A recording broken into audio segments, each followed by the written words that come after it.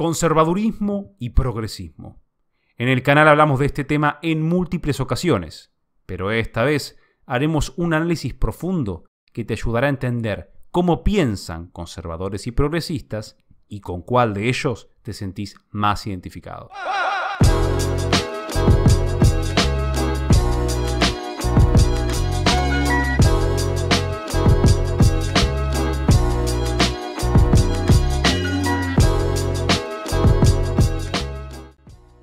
Recordemos que el conservadurismo y el progresismo no deben entenderse como ideologías políticas sistematizadas, sino como actitudes o cosmovisiones con las que analizamos la realidad social.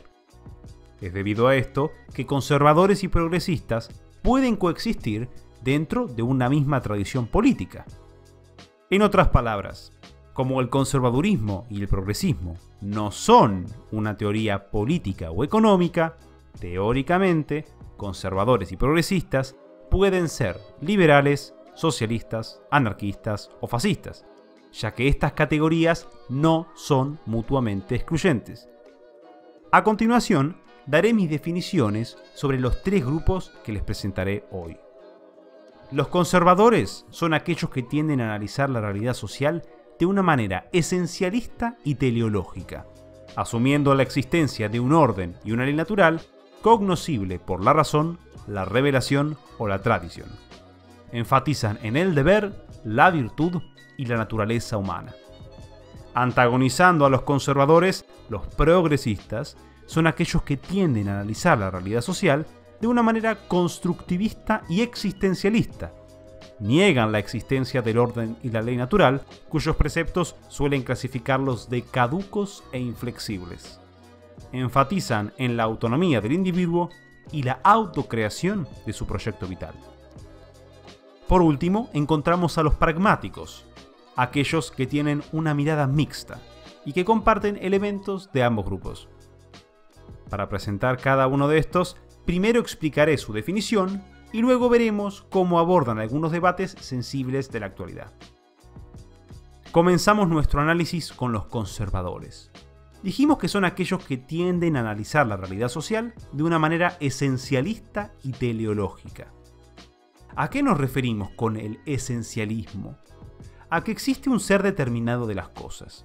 A que existe un conjunto de características fundamentales de cada ser que lo dotan de una esencia, algo que lo define como es y lo distingue de todo lo demás. ¿Y a qué nos referimos con la teleología? A que las cosas tienen una tendencia inherente y natural hacia un fin. A que de la esencia de las cosas se deriva una finalidad. El fin de una semilla es ser un árbol. El fin de un auto es desplazarse de un punto A a un punto B por la agencia de un conductor. Y aquí aparece algo interesante. Si el ser posee una naturaleza, una esencia y un fin, el ser es perfectible, es decir, puede mejorar o empeorar dentro de sus límites naturales. En nuestra vida, a ese perfeccionamiento lo llamamos virtud, el acto de ordenar nuestra inteligencia y voluntad en consecución del fin último del hombre. Noten que en la antigua Grecia designaban la virtud con la palabra arete, que suele definirse como la perfección y plenitud de las potencias constitutivas de una naturaleza. Una primera pregunta para pensar. ¿Y si hablamos, por ejemplo, de la familia? ¿Podemos describirle una esencia y una finalidad? ¿Podemos hablar de una familia natural o que un modelo de familia sea mejor que otro? ¿Qué pensás que respondería un conservador y qué anticipás que podría responder un progresista? Continuemos.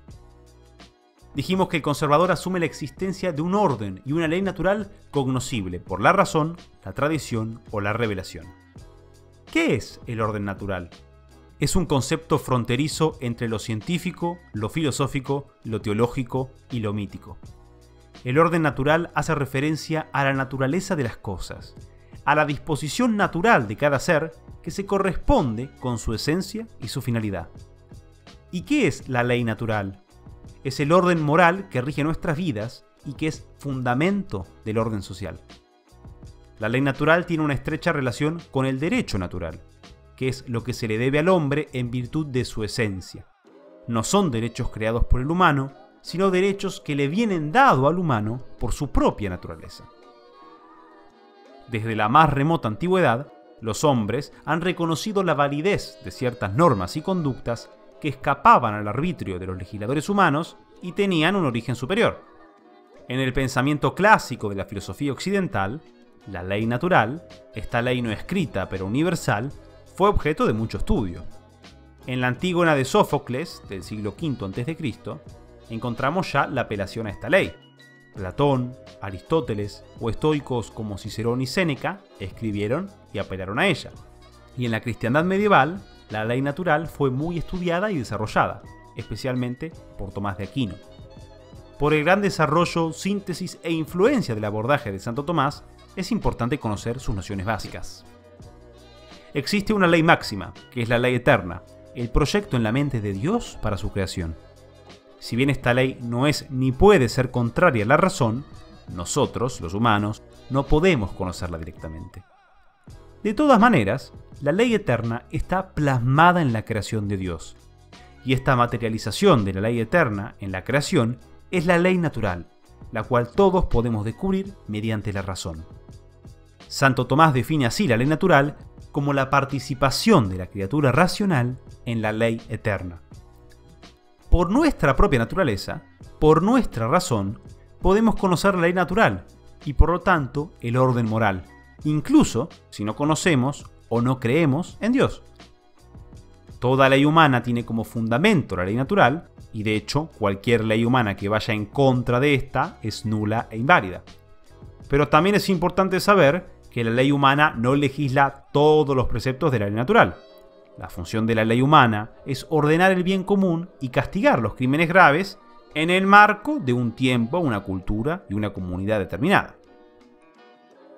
Otra cosa que hay que tener en cuenta para evitar confusiones es que la ley natural no es un código que minuciosamente detalle cada cosa que debemos hacer en nuestra vida.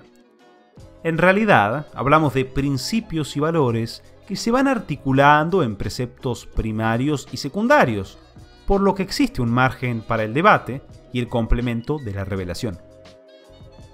La definición del conservador concluye en que ellos enfatizan en el deber, la virtud y la naturaleza humana. Con lo que ya explicamos, esto es entendible. Si existe un orden natural y una naturaleza humana, debemos respetar esta realidad. Es aquí donde nace la prudencia del conservador y su conocida reticencia al cambio.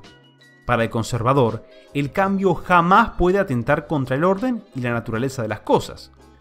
Pero esto no quiere decir que él rechace todos los cambios y proponga vivir en una sociedad totalmente estática. Los cambios son parte de la naturaleza. Pero a lo que refiere el conservador es que en toda transformación hay un elemento que varía y otro elemento que permanece. Más allá de todo cambio, para él existen realidades permanentes, la esencia o naturaleza de cada cosa o ser, y esto lo usa como brújula para saber qué cambio es bueno y qué cambio es malo. Vayamos a ejemplos. Respecto a la pregunta que les hice antes sobre la familia, ¿tiene una esencia y una finalidad? ¿Existe una familia natural? ¿Hay modelos de familia mejores que otros? Un conservador podría responder algo así. La familia es expresión primera y fundamental de la naturaleza social del hombre. Nace de la unión libremente contraída entre un hombre y una mujer para construir un proyecto que le es común a ambos: transmitir la vida y educar a la prole. Esta es la familia natural y verdadera, superior a otros modelos de supuestas familias. Y adelantamos la posible respuesta de un progresista. La familia es una construcción social e histórica que está desprovista de una esencia y una finalidad inherente a ella. Es más, puedo afirmar que la sola idea de una familia natural es una invención que responde a una dinámica de poder y de interés. Más que familia natural, deberíamos llamarla familia impuesta. Estas son dos respuestas estándar del tema. Evalúen si están de acuerdo con el conservador, con el progresista o con ninguno.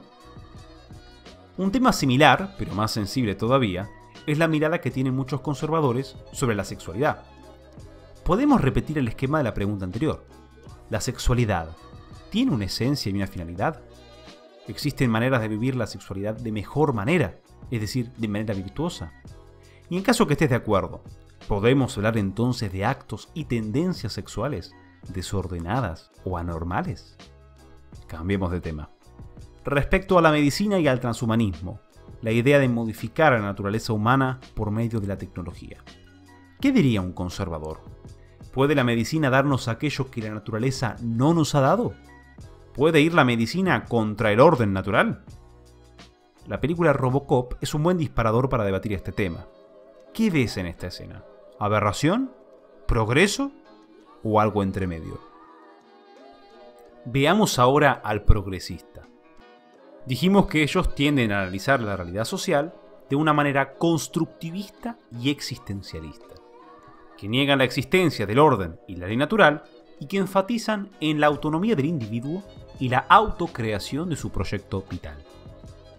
¿A qué nos referimos con el constructivismo? A que la realidad es predominantemente una construcción social. El constructivismo es un concepto complejo que ha sido estudiado por disciplinas muy diversas y que se puede describir en distintos grados.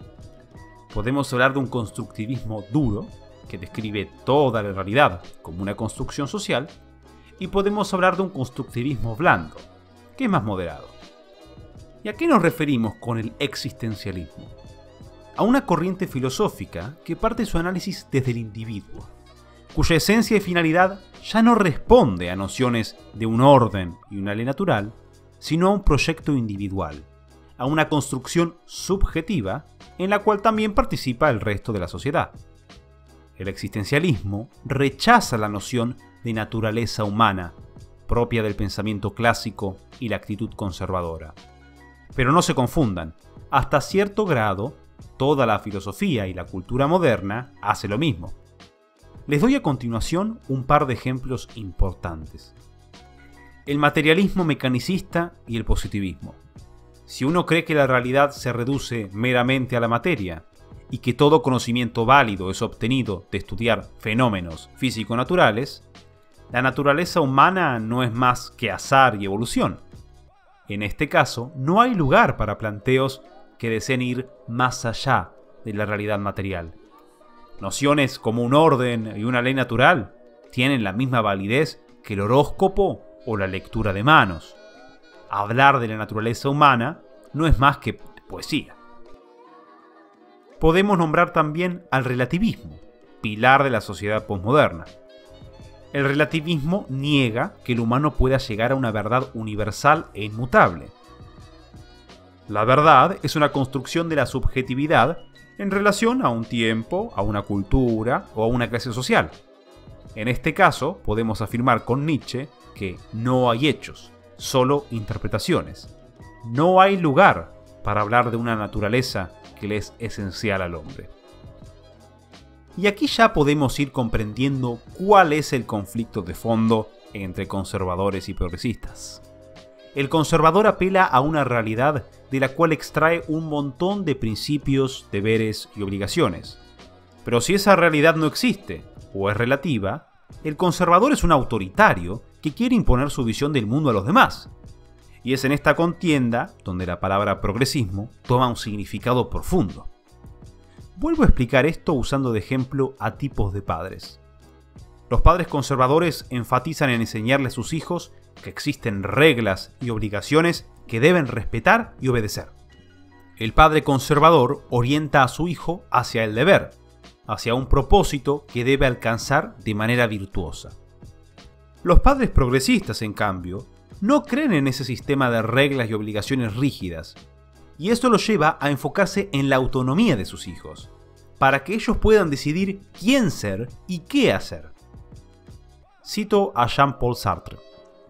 El hombre, tal como lo concibe el existencialista, si no es definible, es porque empieza por no ser nada. Solo será después, y será tal como se haya hecho. Así pues, no hay naturaleza humana, porque no hay Dios para concebirla.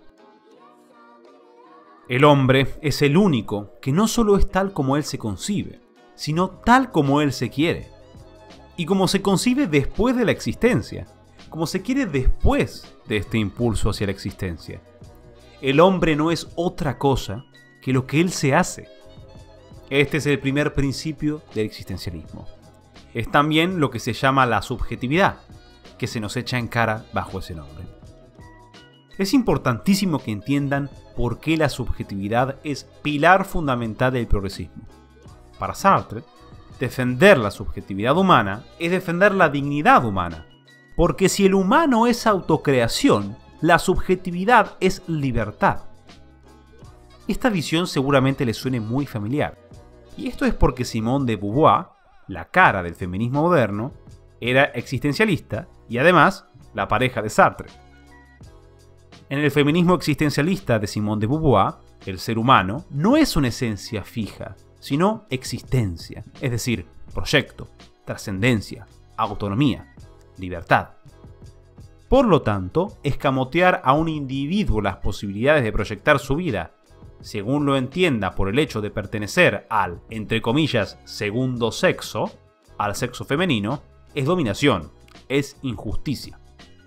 Simone de Beauvoir, en tanto filósofa, se inscribe en una larga tradición de pensamiento que entiende la libertad como opuesta a la naturaleza. Usemos de ejemplo el debate sobre la mujer. ¿La mujer tiene una naturaleza? ¿Tiene una esencia? ¿Qué dirá el progresista? Podría afirmar junto a Simone de Beauvoir que no, que la mujer no nace, sino se hace. Noten que es una respuesta constructivista y existencialista. Y si volvemos al ejemplo del transhumanismo, ¿qué opinará un progresista? Probablemente sea tolerante.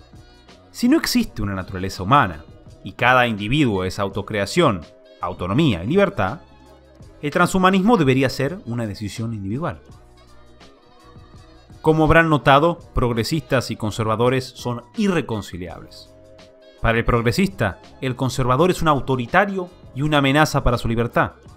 Para el conservador, el progresista es un necio y un inmoral. En medio de ellos están los pragmáticos, los cuales habíamos definido como aquellos que tienen una mirada mixta y comparten elementos de ambos grupos. Un pragmático está en una posición media. Rechaza al progresista por considerarlo muy relativista y rechaza al conservador por considerarlo rígido e inadaptado. El pragmático buscará un balance entre ambos. Le dará la razón al conservador en que la realidad tiene algunas cosas universales, objetivas e inmutables, pero también le dará la razón al progresista porque considera que el relativismo reina en muchos aspectos de la realidad. De esta manera, el pragmático tendrá algunas miradas que se acercan más al conservadurismo y otras que se acercan más al progresismo.